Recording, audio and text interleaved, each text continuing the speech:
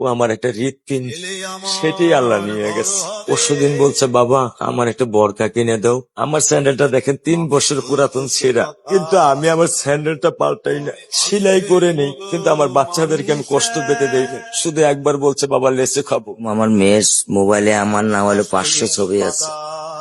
আমি এখনো সাহস পাইনি আমার মেয়ের একটা ছবি বের করে দেখতে। আমার সে সাহস নাই।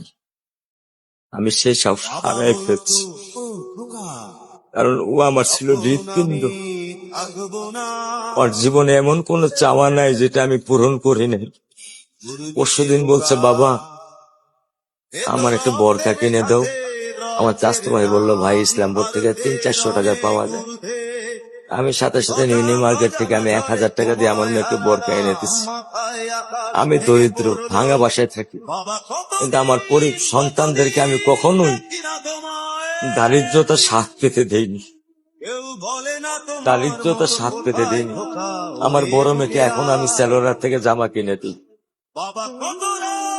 আমার স্যান্ডেলটা দেখেন 3 বছর পুরাতন ছেঁড়া, কিন্তু আমি আমার স্যান্ডেলটা পাল্টাই না, সেলাই করে নেই, কিন্তু আমার বাচ্চাদেরকে আমি কষ্ট পেতে দেই না। শুধু একবার বলছে, বাবা লেচে খাবো। আমি 1 মিনিটও দেরি করিনি, 1 মিনিটও আমি দেরি করিনি।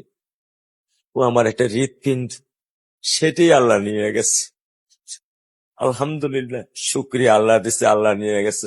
আমার কোনো কষ্ট নেই। আমি তো চাইলে পারতাম না। অনেক দম্পতি আছে যাদের সন্তান নেই, আল্লাহ দিছে, আল্লাহ নিয়ে গেছে। আমি আলহামদুলিল্লাহ করি আল্লাহ গেছে। আমার কোন আছে লাঠি ও পাঞ্জাবি তোমার, ইজি চেয়ারটাও আছে নেই সেখানে, অলস দেহ শুধু তোমার। আজানের ধ্বনি আজ শুনি।